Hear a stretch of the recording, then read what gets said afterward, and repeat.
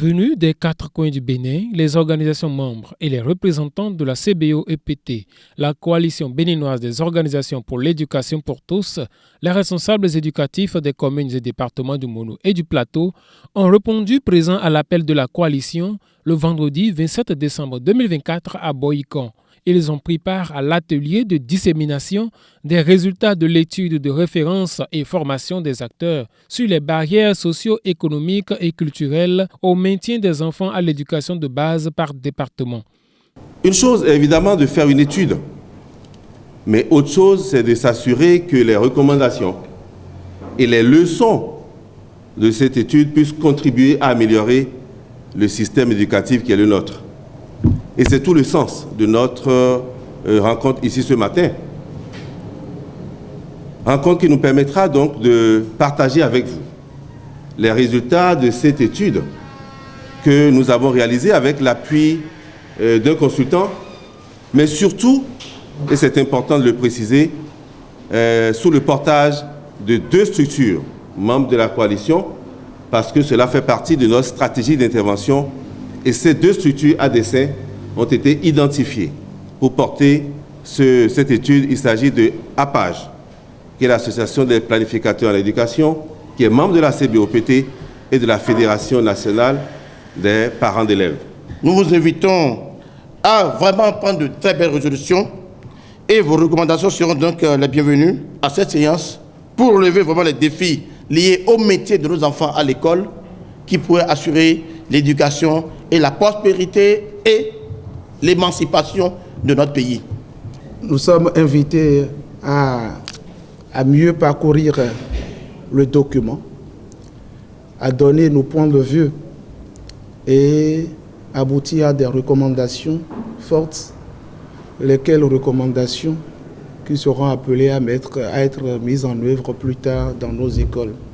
L'atelier s'inscrit dans le cadre de la mise en œuvre du programme EOL-OC1 dénommé PARISC Entendez, projet d'appui au renforcement de l'influence de la société civile au Bénin. Il vise à contribuer à garantir à tous les enfants, filles et garçons, en particulier les plus vulnérables, une éducation de base inclusive de qualité. Pour le compte des travaux, les participants ont découvert les résultats de l'étude. La présentation a été suivie de travaux en groupe afin de permettre aux participants de mieux s'imprégner de son contenu. Et donc l'étude s'intitule « Étude de référence sur les barrières socio-économiques et culturelles au maintien des enfants dans l'éducation de base, en particulier les filles et les enfants handicapés ».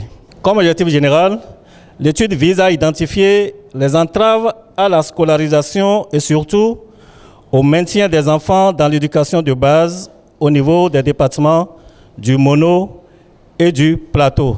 Spécifiquement, il est question, à travers cette étude, d'identifier les barrières économiques à la scolarisation et au maintien des enfants, notamment les filles et les handicapés.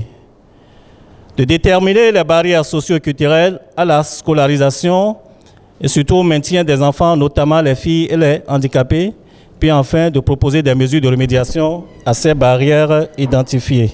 On ne peut pas dire que dans ces départements, il n'y a pas de modèle de réussite au plan éducatif. Il y a des gens qui sont allés à l'école, même s'ils sont devenus des commerçants, avec leur niveau, ils ont pu réussir leur activité commerciale. Il y a des gens qui sont allés à l'école et grâce peut-être à la fonction publique ou à la fonction privée, s'en sont, ont construit un capital économique et un capital sociologique conséquent. Les modèles existent. Les réflexions ont abouti à de nombreuses recommandations à la grande satisfaction des participants et des responsables de la coalition. Nous avons pu identifier des recommandations que nous avons planifiées et une fois dans nos communes, nous allons pouvoir quand même organiser des actions de sensibilisation. D'abord, faire la restitution au niveau de nos autorités et organiser des actions de sensibilisation, que ce soit à l'endroit des enfants, parce que les enfants normaux, il faudrait quand même qu'ils puissent accepter quand même ces personnes handicapées. Je suis vraiment content que cet atelier ait lieu Parce qu'aujourd'hui, nous parlons de l'éducation inclusive et de qualité et nous ne pouvons pas, à ce titre, oublier les filles et les personnes handicapées. Donc, il est important que chacun travaille pour vraiment accomplir ce droit à l'éducation pour tous les enfants. Mieux informés des barrières socio-économiques et culturelles qui freinent le maintien des apprenants dans les écoles du Mono et du Plateau, les responsables éducatifs disposent d'informations fiables pour une éducation véritablement inclusive.